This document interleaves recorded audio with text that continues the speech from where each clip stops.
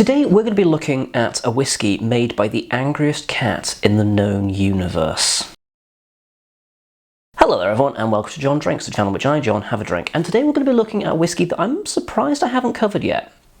Although there are a lot of whiskies out there, so I suppose I shouldn't be too hard on myself. I'll make it up to myself by pouring myself a whiskey. So, this is a 20cl bottle of Clynelish 14. I got this when this was on deal. These little bottles are great for people like me who buy all their own shit, because it means that you can review more shit without having to buy full bottles. I will say here and now, I would go out and buy a full bottle of this, because it's pleasantly surprised me. Now then, this is a Diageo sort of core bottling release, and there's definitely one thing that is notable about this, and that is the bottling strength. Most Diageo cores, with exception to Talisker, bottle at 40%, they chill filter, they colour, you know, all that kind of stuff. Because in many respects, those bottlings came to prominence around about the time where they were trying to break through the blends market, and they didn't want to go too far against the grain because that would just scare people off. So they stuck with some of those practices, and now they're kind of lumped with them-ish. They could slowly start introducing things like upping the ABV and stuff. I don't think people would really complain about it being stronger. They might complain about the price increase, so that's probably what they're worried about. So I get it.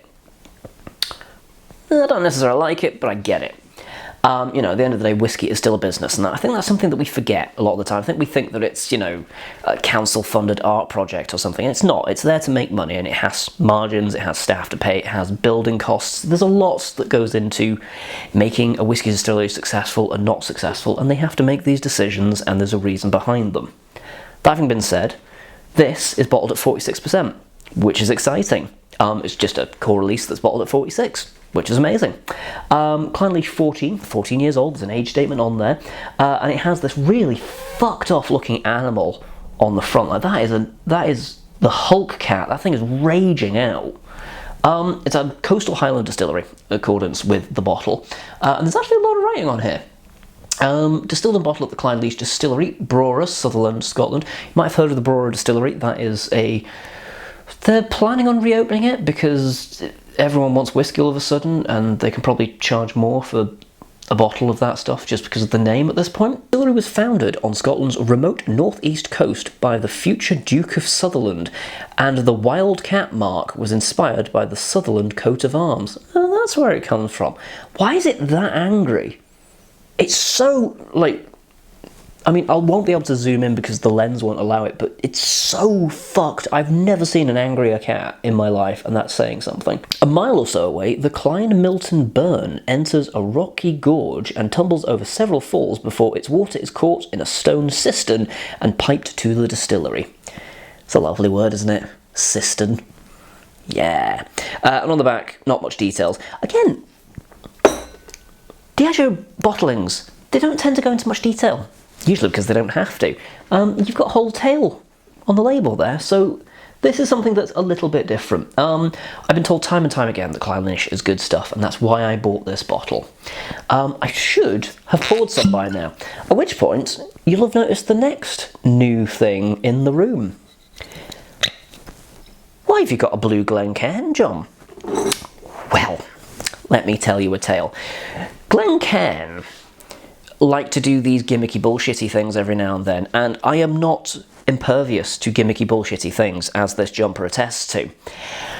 They released a swath, a range, if you will, of different coloured glass Glencairns, and as you know, if you watch this channel in any respect, I quite like me a Glencairn. I have loads of Glencairns already. My cupboard is overflowing with Glencairns of all sorts of different branding, from all sorts of different pubs, from all sorts of different distilleries, and I do not need more glassware.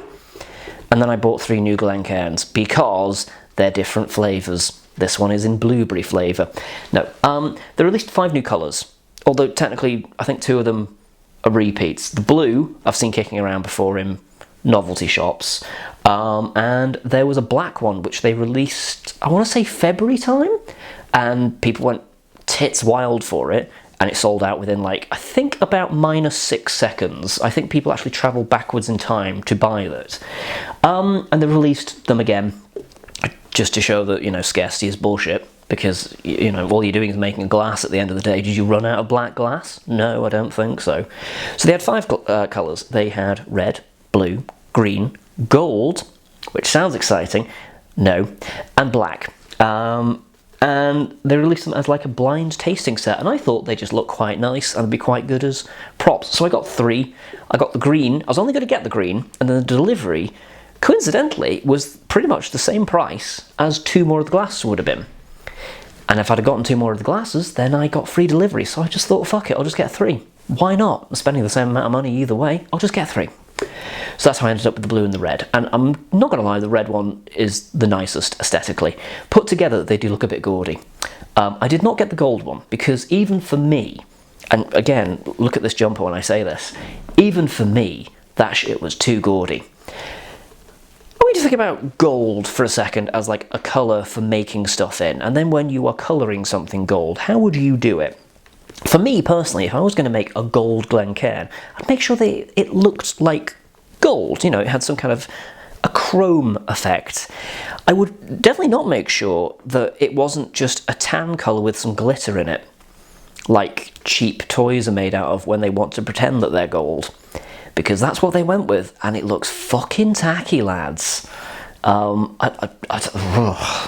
Maybe it looks better in real life, but I doubt it. I mean, if the promo photos look like shit, it's like McDonald's, you know, photographing a burger that's been ran over, and then the one you get, you're like, oh, it actually looks better in real life. You're not going to do that, are you? Anyway, there's some whiskey in this glass, isn't there? And I've been neglecting it for far too long. So, it's not natural colour, so obviously it being in a blue glass doesn't really matter, but it's whiskey coloured.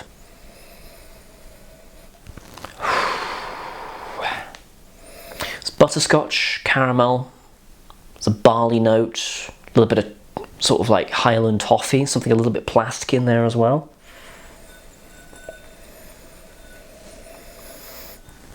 There's a sort of a grape must kind of a thing. That one's a difficult one to describe if you've not had the pleasure, I suppose, of smelling grape must. It's not a great experience, but I mean, you know, you live only once.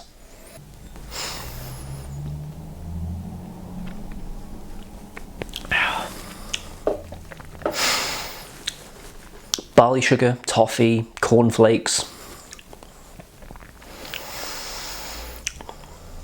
It's a little bit like a raisin. No, actually, sultana. Yeah, it's a little bit of a different flavour. Sultana in there. There's a tobacco edge, and there's a little bit chocolatey on the finish. And it is sticking around. Yeah, sometimes like some weaker bottlings evaporate. So again, we're happy that this is a bit stronger. It's good shit. It's nice. I like it. But the real question, what happens if you get an espresso cup full of water and you put some of that water in the whiskey? What happens then? What happens? Do the walls start crumbling down? There's only one way to find out. Let's do it, and then let's just hope that nothing bad happens. Something a little bit burnt about it now. Like a freshly extinguished bonfire. A little bit of a smoke element, which is kind of weird, to be honest. And there's still some of that sort of like caramel note, but it's gotten a lot fainter. Flavour-wise, it's opened up massively. It's gotten brighter. There's more citrus components in there now. There's kind of like a bitter marmalade, orange marmalade. There's some slightly like lemon pith elements in there as well. It's much more bright and zippy. There's no lime. No grapefruit either, so you know, some citrus, but not all of the citrus. No yuzu either, come to think of it. I'm just going to start listing out citrus fruits in a minute if I don't move on. A little bit of caramel again in there. The cereal notes are getting stronger. So sort of like the cornflake edge that I was talking about earlier. It's more forward than it was previously. My words aren't great today, are they, lads? No, maybe I should just stick to cracking shit jokes. But anyway, it's a nice whiskey. That's what I'm trying to say, really. Yeah, it's a great one if you sort of like caramel cereal notes more than anything else. There is like a little bit of a herbal kind of a thing when you drink it neat. That goes away when you add some water. That made sense, right? Yeah, you can? Cool. That means something in Scottish. Yeah, all joking aside, it's a beautiful whiskey. Buttery, rich, vibrant. More of those citrusy notes coming through. There's still like a tickle of tobacco coming in. Or, if anyone's ever tried sort of like burning orange oils, it's a very specific thing. And you get it quite a lot if you work with cocktails, or you drink cocktails, I suppose, or you've ever been in a bar, of which we're not allowed to do at the minute, because it's all our fault.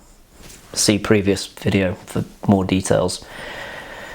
Oh shit, now I've got to make sure these all come out in the right fucking order. I'm bad at that. You should probably always have one on your shelf. It's not the best Highlander whiskey that I've had, but you know what, fucking good. It is still fucking good. I've been in a very privileged position in that I've had, you know, some really, truly scrummy whiskies. And this is defectless. Defectless? Lacking defect is what I'm trying to say. It sounded like I was calling it a defector, really, didn't it? I've been watching some Star Trek recently. Well, actually, Star Trek Discovery, that's coming out fairly soon. Anyone looking forward to that? Let me know down below. Hey, they can't shit on the canon anymore because they're like 1 trillion years in the future now, or something. So maybe they should have just fucking done that to begin with, actually. That would have made way more sense. Because, I mean, Janeway is going to be fucked off when she finds out the mycelial network is a thing. Anyway, let me know down below, have you tried Clynelish 14? Are you happy that something like this, of this kind of better representation of calibre? Those were words, but that wasn't really a sentence. Let's try that again. Are you happy that a whiskey that is more integral is a core release from a company as big as Diageo? Diageo gets a lot of shit. It does get a lot of shit. From me as well sometimes, to be fair. But the whiskies that they do release are so sort of iconic for what they do, and it's not stopping people from buying them at the end of the day. They are of a good quality. That's the thing that I think a lot of people forget, is that they are of a very good quality, and they're produced in great volumes as well, so you can enjoy them at good price points. And the Clynelish 14 it's great. It's actually really good. Maybe I'm biased because there's a cat on the label, and I'm obviously a cat lover. Maybe that's why I like this so much. It's not why I like this so much. It's a nice whiskey.